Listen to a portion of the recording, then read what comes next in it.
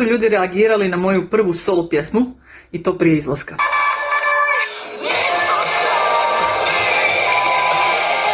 Da, jest.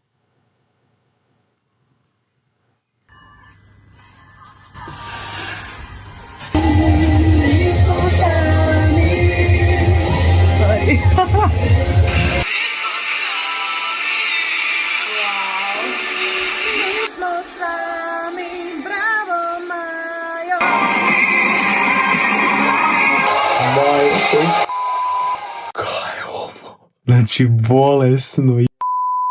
Znači, Maja napokon ide u solo vode, tako da moram reći da sam to potajno priželjkivo i nadao sam se tome, pa evo jedan čast među prvima čut pjesmu. Očekivanja, imam ih, mislim da koliko poznajem Maju sa te glazbene njene strane, mogu nešto si zamisliti šta bi ovo moglo ići, ali dobro, japa, nebitno, imam čut pjesmu.